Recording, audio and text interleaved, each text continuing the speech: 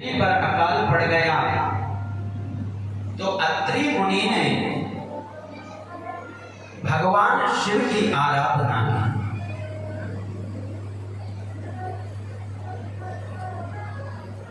लेकिन अत्रि मुनि की जो धर्म पत्नी है अनुसुईया जी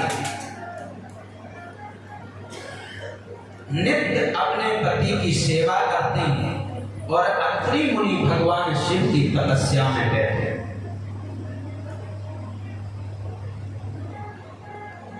जब अनुसुईया जी ने सोचा कि मेरे पति तपस्या में हैं तो मैं क्या करूं, तो अनुसुईया जी अपने पति की सेवा भी करती हैं और भगवान शिव के पार्थिव शिवलिंग बना करके और भगवान शिव की पूजा भी करती हैं।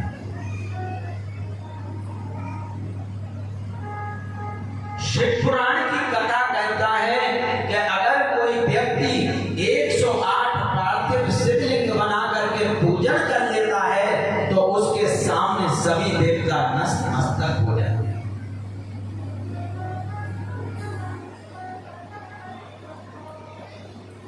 उसके सामने देवता भी झुक जाते हैं।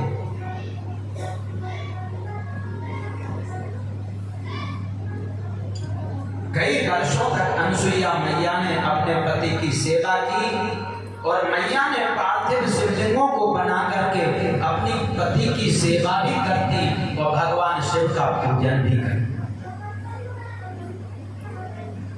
और जब अनुसुईया मैया ने भगवान पार्थिव शिवलिंग की पूजा की तो आकाश मंडल पर सभी देवता मैया के दर्शन करने के लिए आए और स्वयं शंकर जी भी अनुसुईया का दर्शन करने के लिए आए।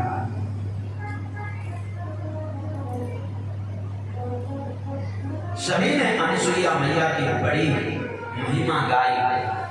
उसी समय अनुसुईया मैया के पति तपस्या से उठे और उठकर के अपनी पत्नी से कहने लगे, देवी मुझे बहुत जोर से प्यास लगी है, कहीं अगर शीतल ठंडा पानी मिल जाए तो मुझे एक लोटा पानी ला करके दे। अब पूरी पृथ्वी पर अकाल पड़ा था, कहीं भी पानी नहीं था। अत्रि मुनि के आश्रम पर जो उनके शिष्य थे अकाल के कारण वो भी आश्रम को छोड़ करके चले गए।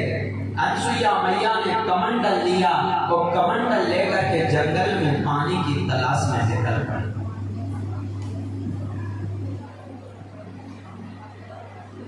जब पानी की तलाश में निकली तो अनुसुईया मैया को एक नारी का दर्शन हुआ।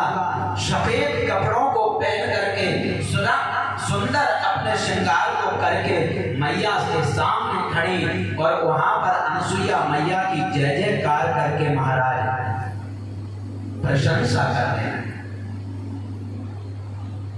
उसने कहा कि आपके समान इस दुनिया में कोई पतिव्रता नारी नहीं है और आपके समान दुनिया में कोई शिव भक्त भी नहीं।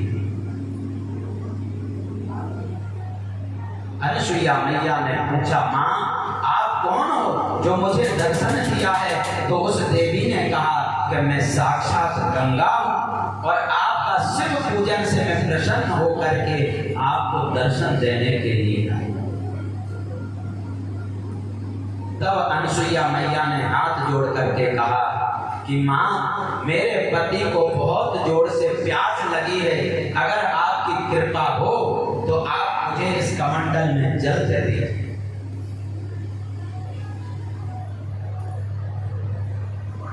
गंगा मैया ने अनुसुईया मैया से कहा कि देवी आप इस पृथ्वी पर एक गड्ढा खोदिए, मैं उसको जल से भर दूंगी।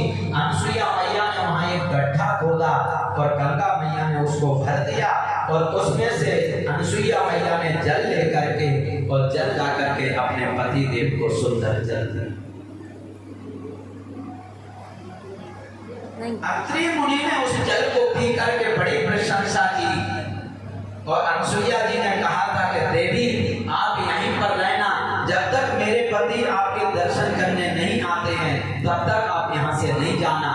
तब अत्रि मुनि ने कहा कि मैं दर्शन करना चाहता हूँ। तो अनुसुईया मैया अपने पति को लेकर के जहाँ पर गंगा जी थी वहां पर गई और वहां पर अत्रि मुनि ने जाकर के गंगा मैया को धन्य धन्य कहकर के प्रणाम किया कि धन्य है गंगा मैया, आपने त्रैलोक्य को पावन किया। पर गंगा मैया ने कहा कि आप लोग अब मुझे जाने की आज्ञा दीजिए।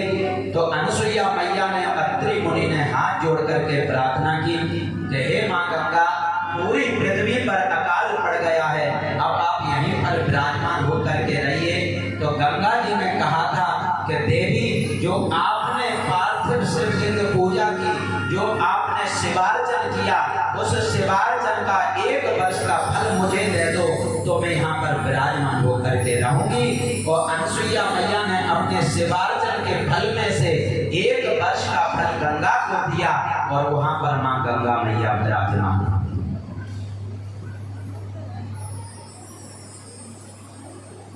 शरीर अन्न धन महाराज उगने लगा। जो अत्रि मुनि को छोड़ करके उनके शिष्य गए थे, पुनः सब लोग आश्रम में आने लगे।